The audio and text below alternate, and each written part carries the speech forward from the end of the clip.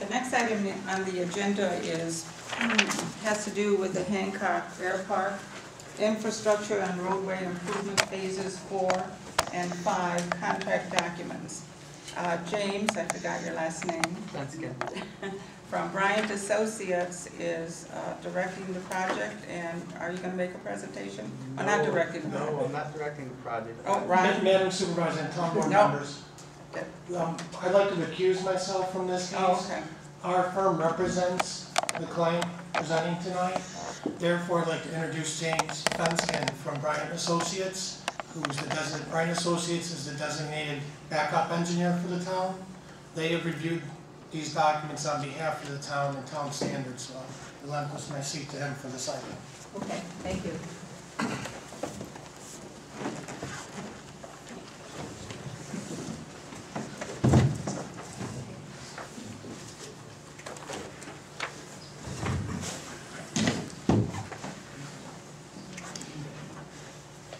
Are you going to do an overview of the project? No, I think that's going to be presented by CNS. Okay. Oh, there's Randy coming up.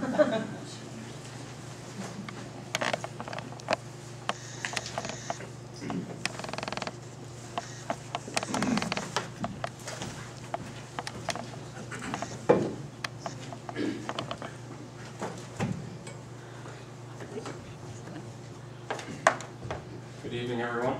My name is Bill Bryan, CNS engineer. Also have with me tonight Bruce Lett from CNS and Ms. Laura Dietz, who is the developer through MDA for this project. We're here seeking approval for the Hancock Airpark infrastructure and roadway improvements for phases 4 and 5. I'd like to point out that the developer's intent for this project is to make the entire site as shovel-ready as possible, make it very marketable. Project's going to involve all new utility infrastructure within the road right-of-way, and thereby making it very cost-effective and advantageous for commercial users to come in, purchase land from this property. Again, making that very marketable.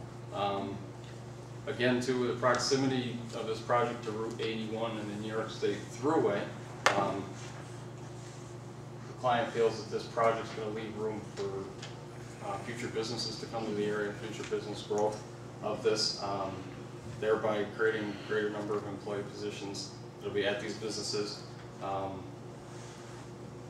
Two, you can see that currently some larger facilities that represent a manufacturing or an industrial use have come to the area already.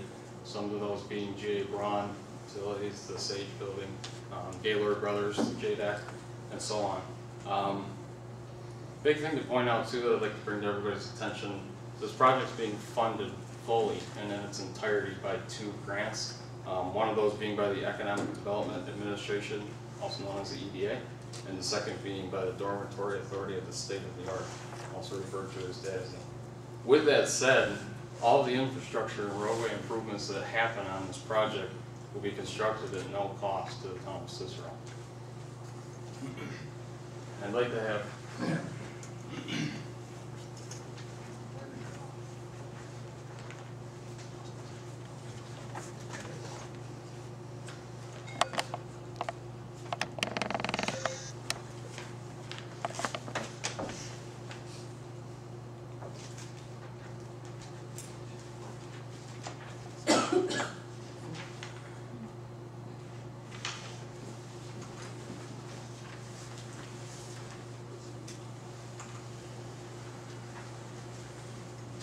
sorry about that, the window had gotten closed when I originally put it up there.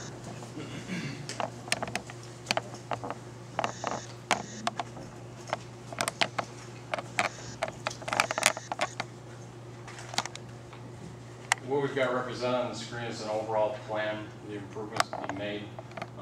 All of the infrastructure and roadway improvements will conform to the town of Cicero standards and specifications.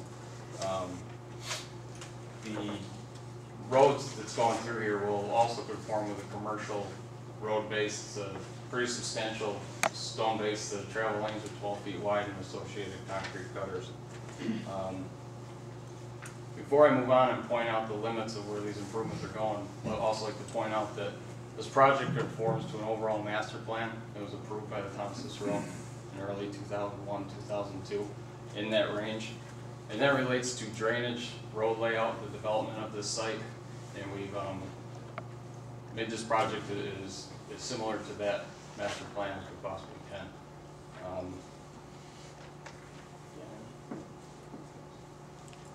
The areas that are supposed to look in yellow, I think they still appear that way.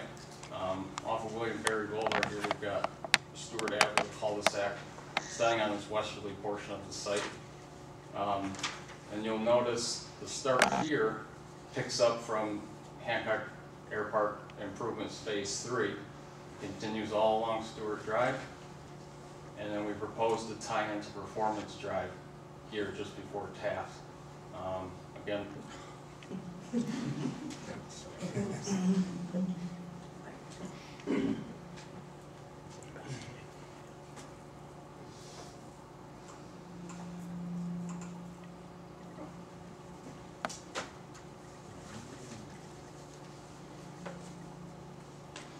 tying into Performance Drive to be redundant. Two cul-de-sacs that run through the middle of the portion of the site here as well. The total length of roadway for the site, approximately 5,300 feet. And again, that goes with sanitary sewer and storm sewer, like I mentioned before, that will be installed within the public right-of-way.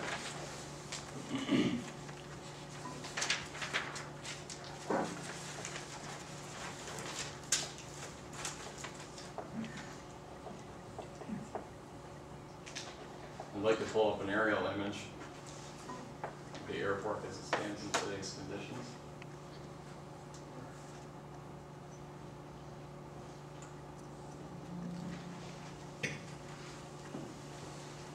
This aerial is from 2009, so it's as most current as possible.